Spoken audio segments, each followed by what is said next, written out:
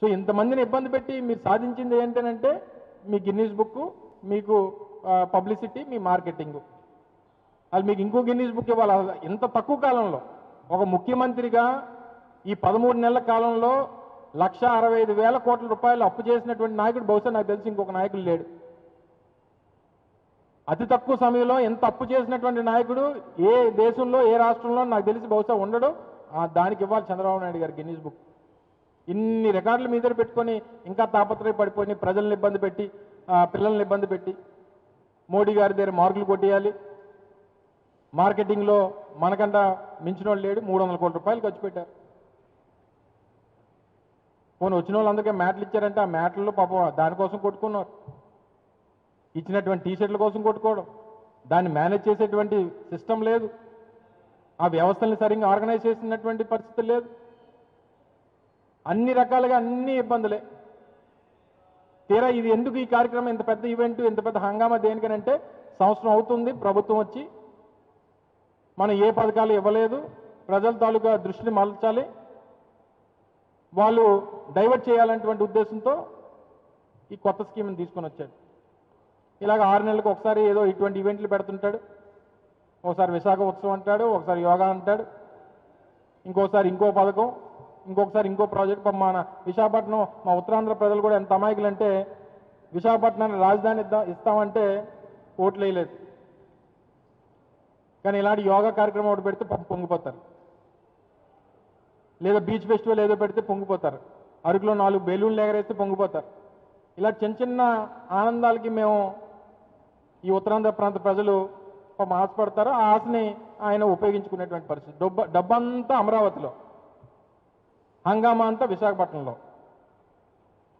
మీకు అన్ని ప్రపంచ స్థాయి కార్యక్రమాలకు వేదిక విశాఖపట్నం కావాలి, ఉత్తరాంధ్ర కావాలి.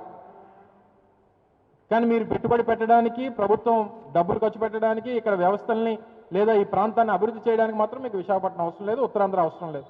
చెప్పానండి, ఈ 13 మాసాల్లో విశాఖపట్నానికి కానీ ఉత్తరాంధ్రకు కానీ ప్రత్యేకంగా చేసినటువంటి కార్యక్రమాలు ఏంటో ఈ సంవత్సర కాలంలో చెప్పమనండి.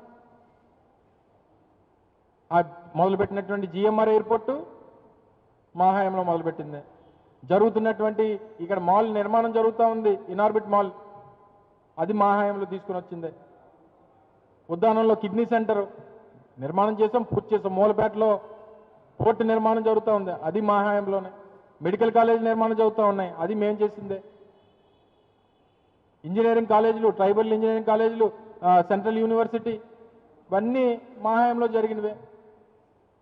మీరు ఈ సంవత్సర కాలంలో ఇగో ఈ ప్రాజెక్టు, ఈ కార్యక్రమం ఈ ప్రాంతానికి, ఉత్తరాంధ్ర ప్రాంతానికి ఇది చేసామని చెప్పమనండి. కూటమి ప్రభుత్వంలో ఉన్నటువంటి ఏ నాయకుడని చెప్పమనండి.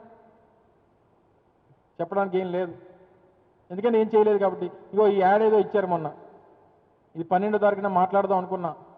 ఆ రోజు ఆ ఫ్లైట్ ఇన్సిడెంట్ అయ్యి మాట్లాడలేకపోయింది. ఇది 12వ తారీఖున వచ్చినటువంటి ప్రభుత్వ ప్రకటన, ఇది ప్రభుత్వం ఇచ్చినటువంటి యాడ్. భోగాపురం ఎయిర్పోర్ట్ పనులు ఇందాక మీకు చెప్పినట్టు ఇది మా హయాంలో తీసుకుని వచ్చింది. ఓర్వకల్ పారిశ్రామిక కారిడార్ కానీ, కడప జిల్లా కొప్పర్తి ఇది కానీ, స్టీల్ ప్లాంట్ ప్రైవేటైజ్ చేశారు.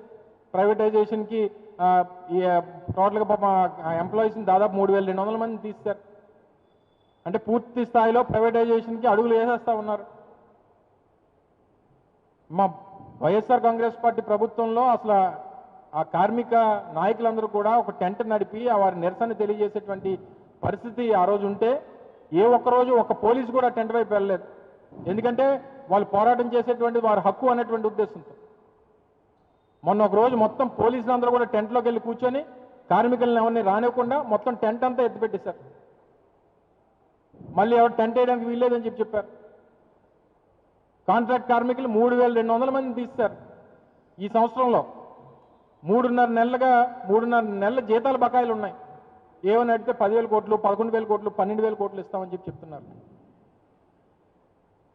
మీకున్నటువంటి ఫైనాన్షియల్ ఇన్స్టిట్యూషన్స్ నుంచి మీ తాలూకు అప్పుని ఒక ఇన్స్టిట్యూషన్ నుంచి ఇంకో ఇన్స్టిట్యూషన్ మార్చడానికి ఇచ్చినటువంటి డబ్బుని ఏదో స్థానికంగా ప్లాంట్ కార్మికులకో లేకపోతే ప్లాంట్ అభివృద్ధికో ఇచ్చినట్టు మీరు మాట్లాడితే, ఒకవేళ మీరు కాపాడేటువంటి ఉద్దేశం మీకుంటే మీరు ఎంప్లాయీస్ని ఎందుకు మీరు తీసేస్తూ ఉన్నారు? రోజు రోజుకి ఎంప్లాయీస్ని తగ్గించుకుంటూ ఎందుకు వస్తున్నారు? మీరు అడుగులన్నీ ప్రైవేటైజేషన్ వైపు ఎందుకు నడుస్తూ ఉన్నాయి? వీటన్నిటి కూడా సమాధానం చెప్పడం మానేసి ఇటువంటి ఈవెంట్లు చేసుకొని మీరేదో పబ్లిసిటీ పొందాలనేటువంటి ప్రయత్నం ఇప్పటికైనా చంద్రబాబు నాయుడు గారు సంవత్సరం అయిపోయింది. మా నాయకుడు చెప్పినట్టు కళ్ళు మూసి తెరిస్తే ఇంక 3 సంవత్సరాలు అయిపోతుంది, ఎలక్షన్లు వచ్చేస్తాయి. 5 సంవత్సరాలకు ఒకసారి మనకి ప్రజాస్వామ్యంలో అవకాశం ఉంటుంది. 5 సంవత్సరాలకు ఒకసారి ఓటేసేటువంటి హక్కు ప్రజలకు వస్తుంది. తప్పకుండా మళ్ళీ మీకు బుద్ధి చెప్పేటువంటి రోజు దగ్గరలోనే ఉంది. మీరు ఇప్పటికన్నా ప్రజలకు ఇచ్చినటువంటి హామీల్ని నిలబెట్టుకునేటువంటి దానికి మీరు తాపత్రయపడండి. సమయం ఉంది, అవకాశం ఉంది. మీరు చేస్తున్నటువంటి అప్పు దేనికి ఉపయోగిస్తున్నారో తెలియదు, ఆ డబ్బు ఎవరికి ఇస్తున్నారో తెలియదు, దేనికి ఖర్చు పెడుతున్నారో తెలియదు. మీరు పడుకున్నా లేచినా లేకపోతే ఏ పని చేసినా మీకు అమరావతి తప్పితే మరొకటి లేదు. లేదా అవకాశం దొరికినప్పుడల్లా జగన్మోహన్ రెడ్డి గారి మీద క్యారెక్టర్ అసాసినేషను, ఆయన ఏదో రకంగా దెబ్బతీయాలి, ఆయన ఏదో రకంగా క్యారెక్టర్ అసాసినేట్ చేయాలనేటువంటి తాపత్రయం తప్పితే మీకు ఏం కనబడట్లేదు మరి.